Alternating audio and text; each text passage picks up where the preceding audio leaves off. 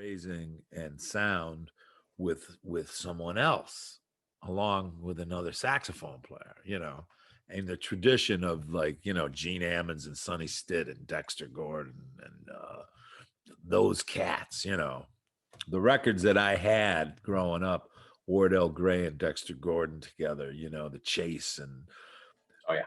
to really all of a sudden be in that scene like that and trying to contribute, but really being a part of the flowing idea of improvising together with folks.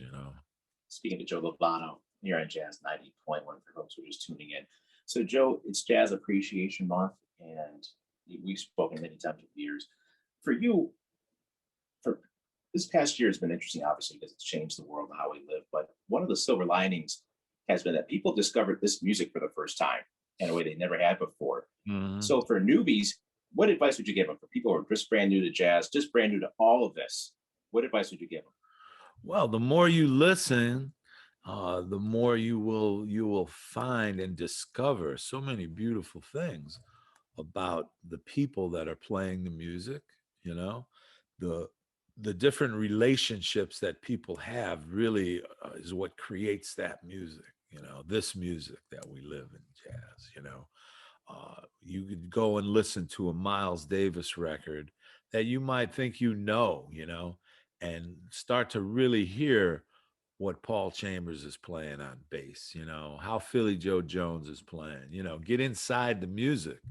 And the more you're inside the music as a developing musician, the more you will be inside the music when you're playing and not just focus on, you and your instrument. To realize that you're a part of this congregation of folks that are playing the music together.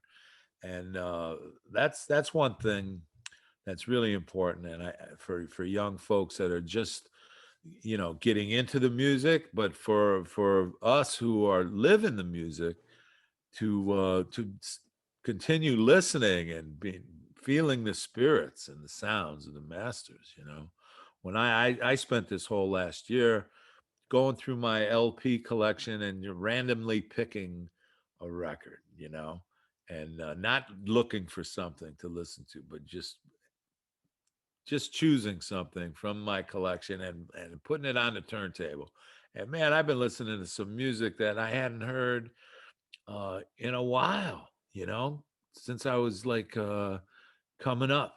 Lee Morgan records or Sonny Rollins. I pulled out Our Man in Jazz the other day with Don Cherry and Billy Higgins and Sonny and Henry Grimes on bass, but Bob Cranshaw is on some of that too. But that period of Sonny, so beautiful and so inspiring, and then you end up like, for me, I ended up playing with a lot of cats that are on a lot of my records, Ron Carter and Billy Higgins and folks, Dewey Redman. I pulled out, there's a Ed Blackwell, Dewey Redman record where they played duo.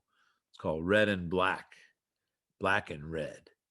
And man, I knew that record before I ever met those cats, but then living in New York and being on the scene that I was in a real creative music of expression, through playing with Paul Motion and Charlie Hayden and certain folks, that I came up with in New York in the 80s.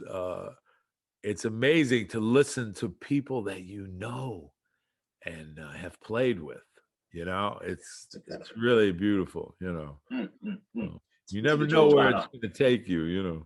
That's the beauty of it. Speaking to Joe Lovano. So, Joe, as we wrap, again, for folks who are also new to jazz radio, it's jam season, Jazz Appreciation Month, with our pledge drive. So what advice would you give folks, and how would you encourage folks to support us? What would you say? Well, first, really know all the radio, the stations. Like I see on your shirt, 90.1. Yeah. My radio station was 92.3 when I was growing up in Cleveland. And man, to get into the public radio wherever you are, man, and support and support all the DJs and folks like you, Derek, that are really like have such a deep passion to play the music and sequence the music in a certain feeling. Everybody has to really contribute and support the local radio. But now with these days with Sirius Radio and online stations that you could dig, like around New York, WBGO and WKCR from Columbia University, I mean, it's really important to be involved, Yes. and support definitely with donations but just to let people know that you're hearing what they're trying to play. It's real important, man. Absolutely. Absolutely. Joe Lovano, we can't thank you enough for doing what you're doing. And congrats on the brand new album with Dave Douglas and Soundquartz and Other Worlds that just dropped. Oh yeah, that's just coming out now. And my new release on ECM, also Garden of Expression, That's right. Marilyn Yeah. Crispell. I'm really thrilled that, through this whole last year, uh, those two recordings were recorded just before the pandemic. Right. And they've been in post-production now in 2020, and they're both just were released over these last few months.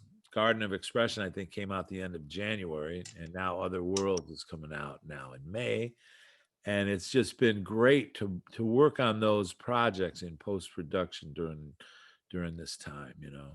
This is a time of reflection and really for everybody to embrace each other. That's how I'm feeling. Music too. We're with Joe Lovano on Jazz 90.1. Joe, again, thank you so much for taking jazz further and spending time with us. And letting folks know that this music matters now more than ever. Thank you so much for inviting me to share some things and thoughts and reflections. Absolutely. Beautiful. Cool, man.